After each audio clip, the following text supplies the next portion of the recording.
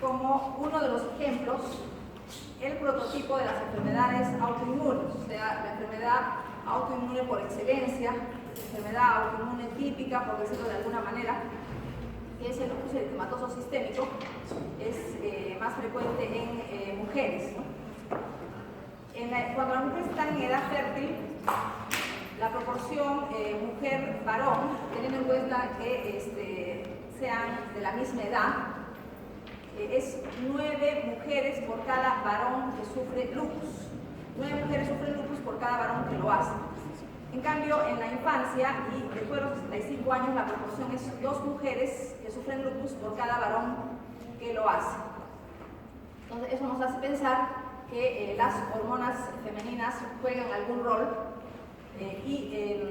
también intervienen otros genes del cromosoma X, que son propios del cromosoma X. Al tener las mujeres 2 cromosomas X, puede haber una carga extra de genes que pueden predisponer a la autoinmunidad, como una explicación que podrían expresarse pese a la inactivación de uno del cromosoma X.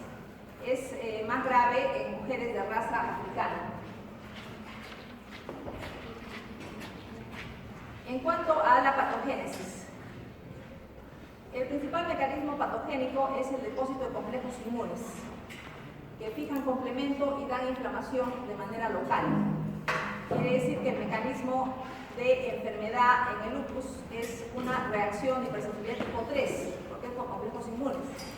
Pero también se producen anticuerpos contra componentes de membrana de las células sanguíneas, tanto del hematíe como del glóbulo blanco como de las plaquetas.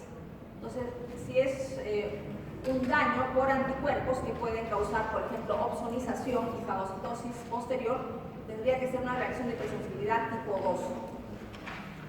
Entonces, aquí tenemos la fijación del complemento y para monitorizar la actividad de la enfermedad se utiliza el dosaje del complemento. Entonces, cuando la enfermedad está activa, el complemento está en niveles bajos, inferiores a lo normal. Está el organismo fijando complemento por el depósito de complejos inmunes y también por la unión de los anticuerpos con sus antígenos en las membranas de las células sanguíneas. Vamos a ver varios tipos de anticuerpos en el lupus eritematoso, contra antígenos nucleares, pero aquí está no solamente el DNA, ¿no?, sino otros componentes del núcleo, la parte del DNA. Antígenos citoplasmáticos y antígenos de las membranas de las células sanguíneas. Son los antígenos principales que intervienen en la patogénesis, ¿no? En cuanto a anticuerpos contra diferentes componentes del núcleo, tenemos los anticuerpos contra el DNA. Se llama anticuerpos anti-DNA nativo o anti-DNA bicatenario o anti-DNA de doble cadena. Anticuerpos antihistonas, o sea, proteínas que se unen al DNA. Están positivos en el lupus inducido por fármacos. Tenemos anticuerpos anti otras proteínas que no son las histonas, que están ligadas al RNA. Por ejemplo, antígeno SM, se llama antígeno Smith. Anticuerpos contra el antígeno SM son típicos de lupus. También son típicos de lupus los anticuerpos anti-DNA de doble cadena. Anticuerpos anti-DNA bicatenario también son típicos de lupus. En cambio, otros tipos de anticuerpos vamos a ver que están presentes en otras enfermedades autoinmunes, aparte de lupus. Esos dos más bien sí son típicos de lupus. Tenemos anticuerpos anti-ribonucleoproteínas, o sea, proteínas que se unen al RNA. Aquí tenemos el SSA y SSB. SS significa síndrome de Sjögren. SS, síndrome de Sjögren. SSA y SSB, anticuerpos anticentrómero. Se ve en la esclerodermia limitada, por ejemplo, síndrome CRES, una esclerodermia que afecta solamente a algunos tejidos. Anticuerpos contra la topoisomerasa 1 del DNA. Están presentes en la esclerosis sistémica difusa. Estamos hablando de la difusa, ustedes recuerdan también hay una forma limitada. Bueno, SCL viene de esclerosis, ¿no?, o bueno, viene en realidad de esclerosis, pero en inglés, por eso es SCL, son siglas del inglés que significa esclerosis, o sea, están presentes en la esclerosis sistémica difusa. Miopatías inflamatorias son anticuerpos anti-RNA histidil sintetasa, que es un tipo de RNA de transferencia, ¿no? Pueden ustedes recordar, miopatías inflamatorias. Patrones de inmunofluorescencia indirecta. Tenemos varios patrones, por ejemplo, patrón homogéneo. Si son anticuerpos antinucleares y utilizamos antígenos bueno, diferentes tipos de antígenos para detectar los anticuerpos antinucleares, entonces vamos a ver una fluorescencia de patrón homogéneo. Entonces nosotros tenemos el antígeno, que es el anticuerpo antinuclear, tenemos los anticuerpos del paciente, que son los anticuerpos antinucleares, y luego tenemos un tercer tipo de anticuerpo, que es el anticuerpo de la prueba. El anticuerpo de la prueba, para hacer el análisis, es el que tiene una marca de fluoresceína. Por eso se dice que es una inmunofluorescencia indirecta. O sea, se detecta el anticuerpo antinuclear en el paciente cuando está unido a algún componente del núcleo. Entonces, para la prueba necesitamos núcleos que pueden estar en una lámina, por ejemplo, y se pone en contacto con suero del paciente para la reacción antígeno-anticuerpo. Y después se añade el reactivo, un segundo anticuerpo marcado con fluoresceína. De ahí viene lo de inmunofluorescencia indirecta. Patrón homogéneo, fluorescencia homogénea en los núcleos. Es muy frecuente, implica anticuerpos contra cromatina, contra histonas y contra DNA bicatenario. Entonces tenemos acá ¿qué significa homogéneo? La fluorescencia es homogénea en los núcleos. Es una inmunofluorescencia indirecta. Ya hemos explicado, son dos anticuerpos, el anticuerpo del paciente y un segundo anticuerpo que es el de la prueba. Acá también la fluorescencia es uniforme. Como vemos, fluorescencia uniforme, le decimos patrón homogéneo. Tenemos un patrón periférico o en anillo. Significa anticuerpos anti-DNA bicatenario y antiproteínas de la envoltura nuclear, patrón periférico.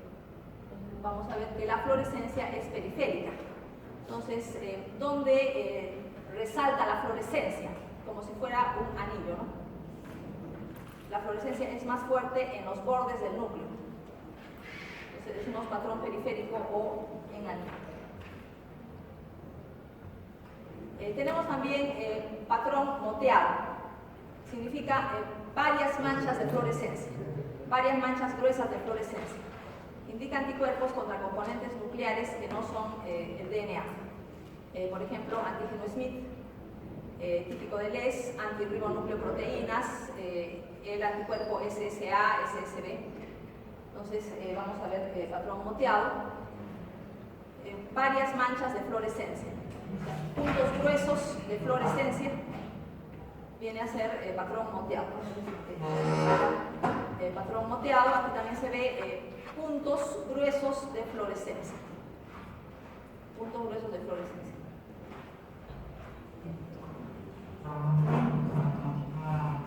Y tenemos patrón nucleolar. Solamente uno o dos puntos muy gruesos de fluorescencia. Uno o dos puntos muy gruesos de fluorescencia, patrón nucleolar típico de la esclerosis sistémica.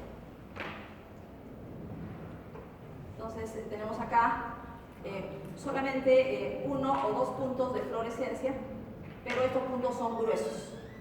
Es lo que llamamos el patrón nucleolar. Acá también, por ejemplo, aquí vemos un flagelado, ¿no? Que es, digamos, la célula donde se van a examinar los anticuerpos antinucleares.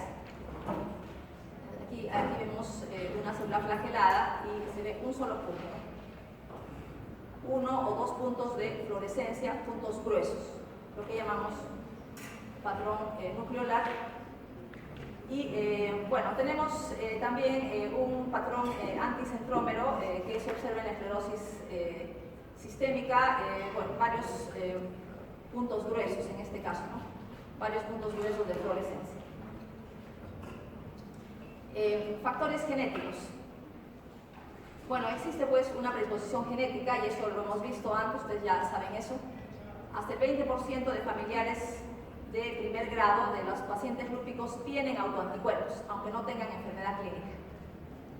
Y gemelos monocigóticos, la tasa de concordancia es mayor al 20%, pero nunca es 100%, ni siquiera en gemelos idénticos, ¿no? Gemelos monocigóticos en gemelos idénticos, la tasa de concordancia no llega a ser ni siquiera cercano al 100%. Quiere decir que el ambiente influye bastante, hay factores ambientales, no basta lo genético. Lo genético interesa, significa riesgo, predisposición, pero no es una seguridad que 100% la persona va a tener la enfermedad. En gemelos disigóticos, los gemelos disigóticos son como cualquier hermano, ¿no? Como cualquier par de hermanos, la concordancia es 1 a 2%. Deficiencias genéticas de los primeros componentes del complemento, C2, C4 y C1 cupo. Entonces ahí tenemos un cuadro clínico parecido al lupus. Probablemente por falla de la vía clásica, que es útil para eliminar complejos inmunes por ozonización. Entonces, en este caso hay una deficiencia del complemento y el complemento se necesita para eliminación de complejos inmunes. Hoy hemos hablado del papel de los complejos inmunes en la patogénesis. Tenemos otros factores inmunológicos. Definitivamente tiene que haber un escape de la tolerancia central y periférica para que pueda haber estos fenómenos autoinmunes, tanto de las células B como de las células T. Las que reconocen nuestros antígenos han escapado, hay un grupo que ha escapado de la tolerancia central y periférica. Uno de los mecanismos es disminución de apoptosis de linfocitos B autorreactivos, ¿no? Que es lo que más se conoce, pero también existen linfocitos T que reconocen autoantígenos. Por ejemplo, tenemos los linfocitos T CD4. Si reconocen autoantígenos, sabemos que los CD4 cooperan con los linfocitos B para la respuesta anticorpal, o sea, para la respuesta de anticuerpos. Entonces también tiene que haber CD4 que reconozcan nuestros propios antígenos y que cooperen con los B para la producción de anticuerpos. Bueno, acá tenemos una molécula importante que se ha relacionado con la autoinmunidad. En el caso de lupus tenemos la molécula BAFF. La molécula BAFF es un factor de activador de las células B que pertenece a la familia del factor de necrosis tumoral. Esta molécula BAFF pertenece a esa familia y es antiapoptótico de linfocitos B. Entonces tiene que estar producido en exceso. Para que favorezca la inmunidad, BAFF tiene que estar en exceso. Entonces, ¿qué es lo que hacen? ¿O quién produce? ¿Quién produce BAFF? Por ejemplo, monocitos o la dendrítica. Pero BAFF no es la única molécula que es antiapoptótica para linfocitos B. Tenemos también otra molécula que es un acrónimo, APRIL, y tenemos BAFF. Tenemos estas dos moléculas que favorecen la sobrevivencia de linfocitos B. En este caso, linfocitos B autorreactivos, ¿no? Que después van a favorecer la producción de autoanticuerpos. Entonces, ¿quién hace que la célula dendrítica o el monocito produzcan BAFF o produzcan APRIL? Tenemos otras citoquinas inflamatorias como interferón gamma, interferón alfa, interleuquina 10, que actúan sobre las células que producen estos dos factores antiapoptóticos, que se les ha relacionado con la autoinmunidad. Vamos a ver otros aspectos patogénicos del lupus eritematoso. Sabemos que hay un factor genético, ya hemos hecho hincapié en el factor genético. Sabemos que hay un escape de la tolerancia, tanto central como periférica, de linfocitos B y T autorreactivos. Ahora, ¿qué tiene que haber, aparte de que haya linfocitos T y B que estén sobreviviendo y que reconozcan otros antígenos? Tiene que haber una sobrecarga de antígenos de moléculas del núcleo. Tiene que haber un exceso de presentación, o estos linfocitos autorreactivos tienen que estar en contacto con moléculas del núcleo, ¿no? Porque estamos diciendo que se forman anticuerpos antinucleares en toda una gama. Entonces, ¿Cuál podría ser un mecanismo? Esto está todavía en especulación, es un mecanismo que se propone, ¿no?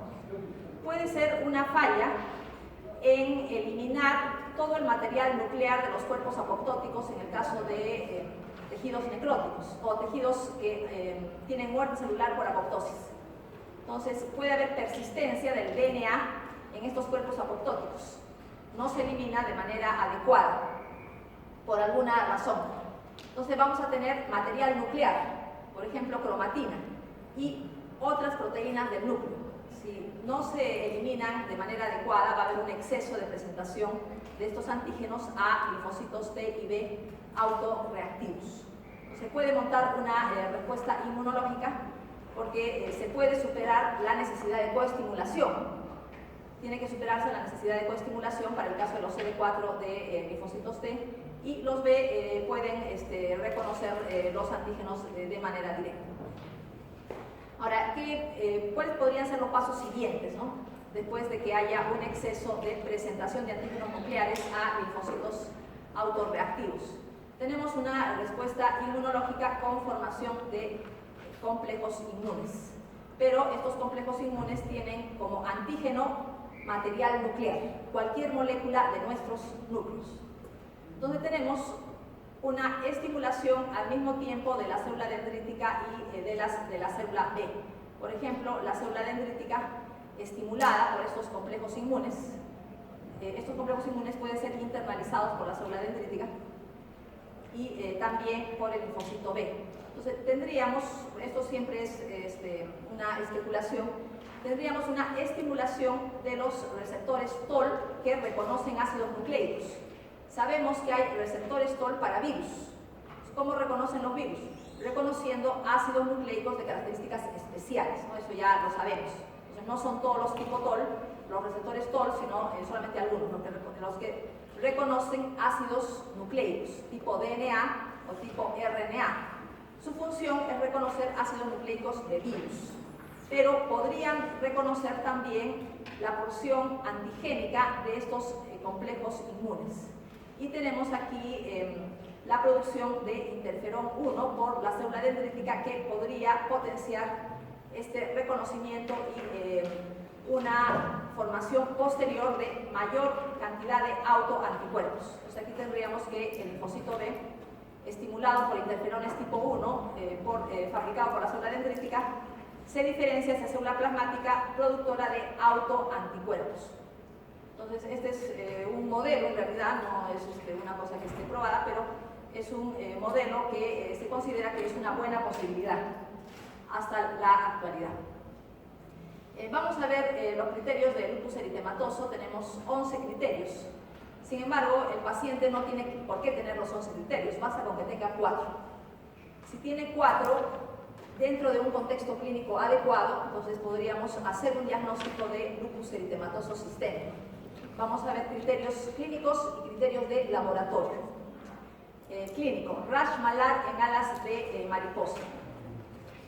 Eso ya ustedes saben, es en la nariz, en el dorso de la nariz y en la región malar, zonas eritematosas, pero son zonas aplanadas, ¿no? Son lesiones aplanadas. Entonces, si se hace una biopsia en la zona del rash malar, sabemos pues que en alas de mariposa, porque implica el dorso de la nariz y parte de la zona malar. De ahí viene el nombre por la forma, ¿no? Aquí también tenemos la forma, el dorso de la nariz y la región malar son lesiones aplanadas. Si se hiciera una biopsia de esas zonas eritematosas, ¿no? En la cara, rash malar, veríamos degeneración liquefactiva de la capa basal de la epidermis. Ahí se colocan anticuerpos y complejos inmunes. En la dermis, acúmulos linfocitarios perivasculares. Puede haber vasculitis con necrosis fibrinoide. ¿Por qué? Porque se pueden depositar complejos inmunes en la pared de los vasos. Fijan complemento y ahí vamos a tener una inflamación. Tenemos vasculitis con necrosis fibrinoide y acúmulos linfocitarios perivasculares. Entonces tenemos acá. ¿Qué pasa en la epidermis? Si vemos la capa basal, se ve una vacuolización y una disgregación de las células de la capa basal. Ahí se colocan anticuerpos, ¿no? O complejos inmunes. y si se hace una inmunofluorescencia de la biopsia de piel. O sea, la biopsia de piel no se procesa como para estudio microscópico, sino que se hace un corte congelado. Se congela la biopsia y se hace una prueba de inmunofluorescencia indirecta. Entonces vamos a ver una banda de fluorescencia en la unión dermoepidérmica, o sea, donde debería estar la membrana basal y la capa basal del epidermis, vamos a ver una banda de fluorescencia. Quiere decir que ahí se han colocado los complejos inmunes. Ahora, la inmunofluorescencia detecta inmunoglobulina G, pero la inmunoglobulina G puede estar sola o puede estar unida a su antígeno. Puede ser un complejo inmune o puede ser una inmunoglobulina sola. ¿Qué es lo que pasa en el lupus? ¿Qué es lo frecuente? Lo frecuente son complejos inmunes. Entonces, la prueba detecta inmunoglobulina G, pero ya sabemos que puede estar sola como puede estar formando parte de un complejo. También se pueden detectar componentes del complemento, quiere decir que se fijó complemento en esa zona. Y el daño, hemos dicho que hay una especie de vacuolización, disgregación de la capa basal, el daño es por la fijación del complemento. Bueno, acá tenemos también, el resto del epidermis no se ve, porque solo se ve lo que florece, ¿no? En este caso, y se ve una banda, porque ahí se colocan los complejos inmunes. También se puede ver bandas alrededor de los vasos, evidentemente, ¿no? Y ya en la dermis se puede ver bandas alrededor de los vasos, porque ahí también se van a colocar los complejos inmunes para dar la vasculitis. Segundo criterio, lupus eritematoso discoide. Es más grave que el rash malar. Afecta la cara y el cuero cabelludo, se ve como unas placas con edema, eritema, tapones córneos y atrofia de la piel. No, hemos dicho que el rash malar son lesiones aplanadas, pero aquí ya son lesiones tipo placas, son lesiones induradas. Se ve o se puede detectar un engrosamiento de la piel al examen clínico.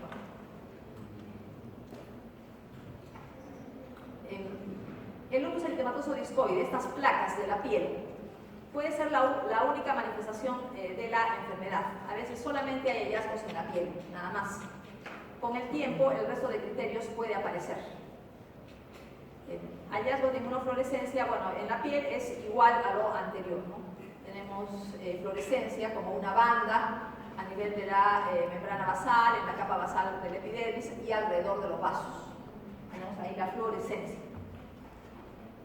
Bueno, acá se ve una descamación, bueno, es una foto, pero en realidad hay una zona indurada, es una zona edematizada, indurada, que descama y estas zonas presentan también atrofia de la piel.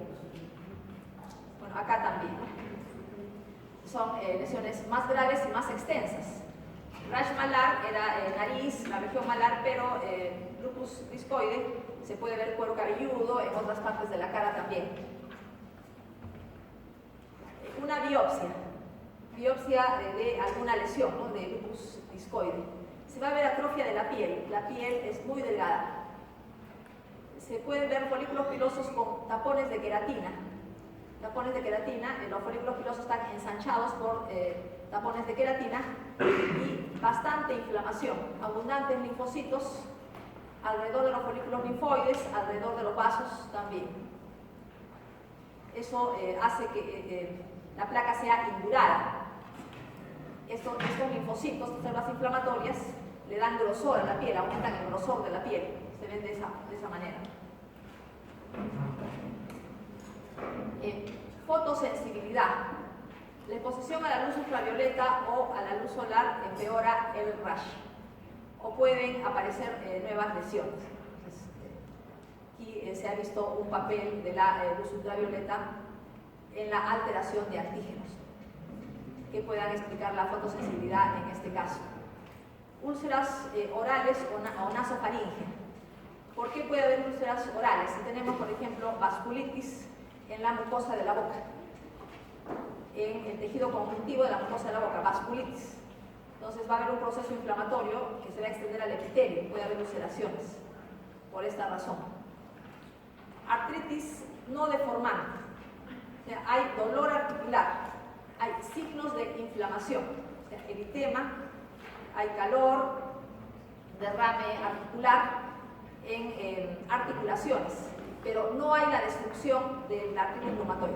En artritis reumatoide la articulación se destruye, puede quedar fija, acá no, acá tenemos simplemente se inflama, pero no se destruye la articulación y es un proceso que puede remitir de manera espontánea o con el tratamiento.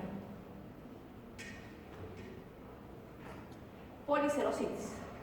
Toda la serosa se inflama. Se inflama la pleura, la pleuritis con derrame pleural, dolor torácico evidentemente. Se inflama el pericardio, pericarditis con derrame pericárdico, también dolor torácico. En menor proporción tenemos peritonitis, ¿no? Derrame también o líquido acítico, como correspondería, pero lo más frecuente en realidad es la pleuritis con derrame y en segundo lugar la pericarditis. Lo más peligroso para el lupus, la forma como destruye el riñón. El lupus destruye el riñón y es una de las causas de muerte o por lo menos muy incapacitante, ¿no? Porque deja a los pacientes en la necesidad de un trasplante renal o los deja en hemodiálisis crónica. Entonces realmente es un problema real para el paciente. Hay toda una gama de alteraciones renales, pueden ser leves, moderadas, severas, proteinuria, hematuria, cilindros hemáticos y leucocitarios. Los cilindros en la orina, hemáticos o leucocitarios, indican daño glomerular. Cilindros hemáticos o leucocitarios. Es por depósito de complejos inmunes en glomérulo con fijación de complemento. Pero también en diferentes partes del glomérulo, pero también en el intersticio, alrededor de los túbulos renales y en la membrana basal de túbulos renales igualmente se depositan complejos inmunes fijando complemento. Vamos a ver los tipos de daño al riñón. Tipo 1, lesiones mínimas. Prácticamente se ve normal al microscopio óptico. Si se hace una biopsia renal, los glomérulos se ven normales, también el intersticio se ve normal, pero ya hay depósito de complejos inmunes en el mesangio. No hay inflamación, no hay ningún tipo de proliferación epitelial, proliferación endotelial, mesangial, nada, pero hay depósitos ya. Entonces decimos lesiones mínimas tipo 1, tipo 2, solamente daño en el mesangio, nada más. Los capilares glomerulares normales. Entonces aquí tenemos proliferación de células del mesangio, depósito de complejos inmunes en el mesangio, pero ya con fijación de complemento. Ya hay componentes del complemento, ya hay algún tipo de daño. Fundamentalmente proliferación del mesangio. Tipo 3. Aquí ya los capilares del glomérulo están afectados. Glomerulonefritis proliferativa focal. Si es proliferativa, quiere decir que prolifera células del mesangio, prolifera también células del endotelio de los capilares glomerulares. Pero es una afectación leve, menos del 50% de los glomérulos. O sea, no toma a la mayor parte del riñón, sino menos del 50% de los glomérulos y solo a segmentos. Entonces, no se compromete todo el glomérulo, sino partes del glomérulo. ¿Qué se observa en el glomérulo? Edema, proliferación celular, proliferación de células del mesangio, proliferación de células del endotelio, de los capilares glomerulares, neutrófilos en el glomérulo. Ya significa inflamación, ¿no? Neutrófilos en el glomérulo. Depósito de fibrina, trombos intracapilares. Quiere decir que ya hay un daño a la célula endotelial, ¿no? Para que se formen trombos intracapilares. Tipo 4, esta es ya una alteración frecuente. Glomerulonefritis proliferativa difusa. Los mismos cambios, pero mayor diseminación. Por ejemplo, hemos dicho menos del 50% de glomérulos. Ahora tendría que ser la mayor parte del riñón, más del 50%. Simplemente el grado de afectación de glomérulos es mayor. Aparecen lesiones más graves, medias lunas epiteliales. Esto significa proliferación de la hoja parietal de la cápsula de Bowman, media luna epitelial. Significa lesión glomerular grave, la presencia de medias lunas.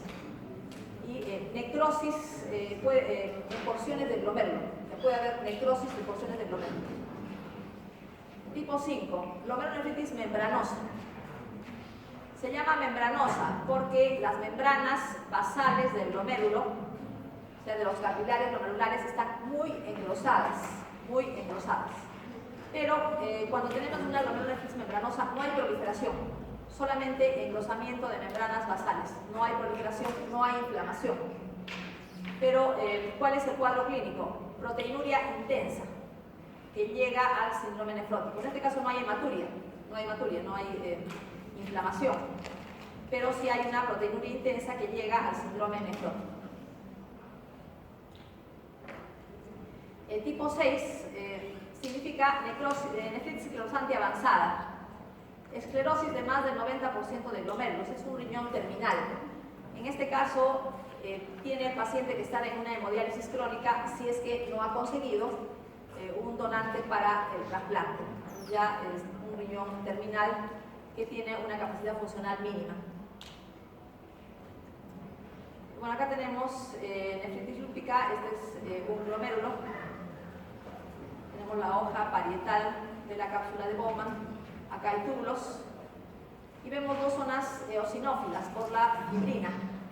Esto indica necrosis, hay restos de núcleos, fragmentos de núcleos, quiere decir que ha habido necrosis en partes de este glomérulo. Por acá y por acá son zonas del glomérulo que se han necrosado. Acá tenemos glomerulonefritis proliferativa difusa, exceso de células, gran cantidad de células en el glomérulo. Proliferan las células del mesangio, proliferan las células del endotelio de capilares glomerulares y hay leucocitos, o sea, muchas células en el glomérulo. Glomerulonefritis proliferativa difusa. También es una lesión que puede estar presente. Bien. Nefritis lúpica tipo membranosa. Acá tenemos una coloración de paz. La coloración de paz sabemos que resalta membranas basales. Por ejemplo, en este túbulo tenemos los contornos, que significan la membrana basal, están muy engrosados. La coloración de paz resalta las membranas basales. Y acá en el glomérulo resalta la membrana basal de la hoja parietal de la cápsula de Bowman, pero también resalta la membrana basal de los capilares glomerulares. Membrana basal de capilares glomerulares está resaltada. Vemos que hay pocas células, inclusive con la coloración se ven pocas células, no hay proliferación, no hay inflamación, no hay necrosis. Engrosamiento difuso de las membranas basales de los capilares glomerulares. Esto se describe capilares en aspecto de asas de alambre. Se ven